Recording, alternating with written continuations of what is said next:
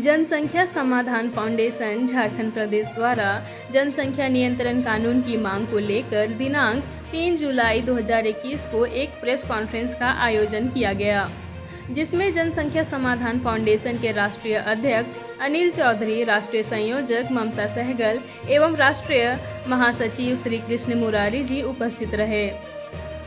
इस सभा में मौजूद जनसंख्या समाधान फाउंडेशन के राष्ट्रीय अध्यक्ष अनिल चौधरी ने कहा कि जनसंख्या विस्फोट के कारण गरीबी, अशिक्षा, भूखमरी, बेरोजगारी, प्रदूषण, अपराध, जल संकट आदि समस्याएं बढ़ने के कारण देश में विकट हालात पैदा हो रहे हैं। देश के सारे विकास को जनसंख्या रूपी दानव निगल रहा है। जनसंख्या समाधान फाउंडेशन पिछले 8 वर्षों से लगातार देश में जनसंख्या नियंत्रण कानून बने और वह जाति, धर्म, क्षेत्र, भाषा से ऊपर उठते हुए सभी नागरिकों पर समान रूप से लागू हो, इस विषय में काम कर रहा है। देश की आबादी 138 करोड़ को पार कर गई है।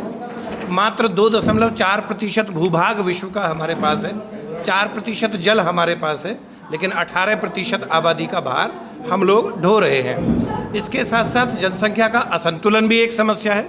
तो इन सभी के समाधान के लिए जनसंख्या कानून बने, इस विषय पर हम लोग काम कर रहे हैं। भारत के राष्ट्रपति जी ने इस विषय पर हमको बुलवाकर 55 मिनट इस विषय पर बातचीत की। अनेक आपके चैनलों पर ये विषय चला है। केंद्रीय मंत्री गिरिराज सिंह अनेक सभाओं में देश भर में हमारे साथ रहे हैं। संघ के राष्ट्रीय कार्यकारिणी सदस्य जो कि संगठन के मुख्य संरक्षक भी हैं, माननीय इंद्रेश कुमार जी, वह भी झारखंड रांची में आपके बीच आ चुके हैं गत मार्च महीने में 14 तारीख को, और जमशेदपुर में बड़ी सभा रही है। तो पूरे झारखंड प्रदेश में ये प्रवास चल रहा है, उसी क्रम में आज आपके बीच है।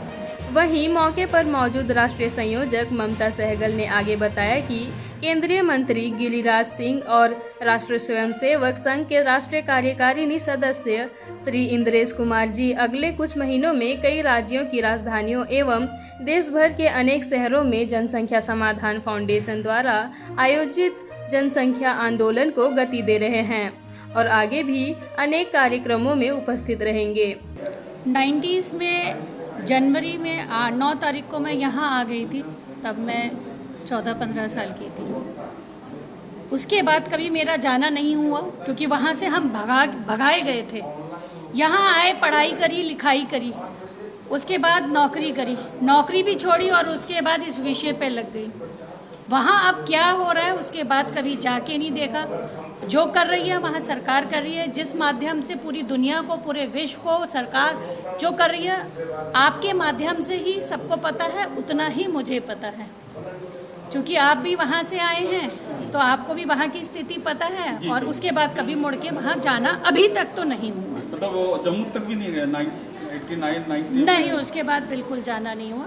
सवाल है, हम दो हमारे दो की पॉलिसी लेकर चल रही है सरकार, हम दो हमारे दो की पॉलिसी लेकर चल रही है जनसंख्या नियंत्रण को लेकर, तो इस पर आप क्या कहेंगे?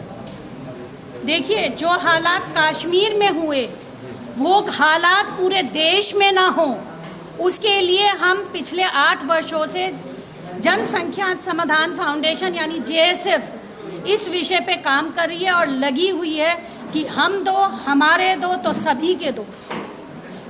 तो ईश्वर से प्रार्थना है और जो सरकार है उससे भी निवेदन यही रहेगा कि इस विषय को गंभीरता से लें और देश में सख्ती के साथ, बड़े सख्त कानून के साथ इस कानून को लाया जाए, वरना देश बर्बादी की कगार पर है।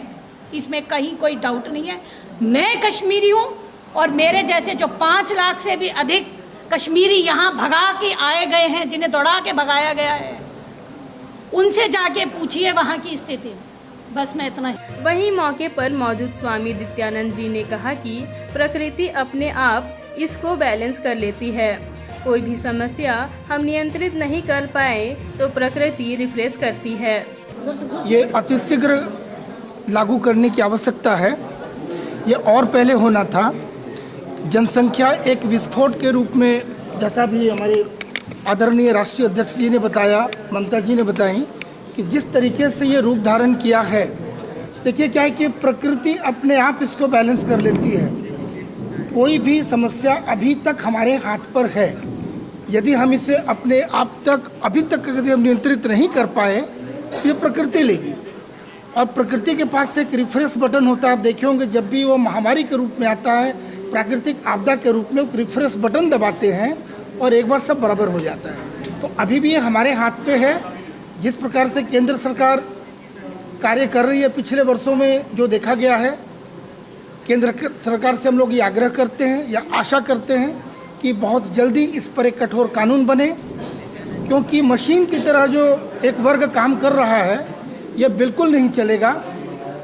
इसमें कई प्रकार की समस्याएं हैं, या हम एजुकेशन की बात करें, पर्यावरण की बात करें, अर्थव्यवस्था की बात करें, किसी भी दृष्टिकोण से ये हमेशा घातक हो रहा है। इसे अतिशीघ्र अविलंब इस पर रोक लगनी चाहिए। हम दो हमारे दो तो सभी के दो। सरकार का जो भी निर्देश आएगा हम पालन करने वाले हैं और आशा करते हैं कि बाकी लोग भी पालन करेंगे और उनसे करवाई जाए। अति आवश्यक है। देश के हर व्यक्ति को इस मुहिम में जुड़ने की आवश्यकता है, देश को बचाने के लिए, क्योंकि एक नए भारत का निर्माण हो रहा है और नए भारत के निर्माण में ये बहुत बड़ा बाधक एक है। इसके लिए अतिशीघ्र कानून बने और लागू हो और कड़ी इस पर कार्रवाई की जानी चाहिए जो उसका पालन नहीं करेंगे।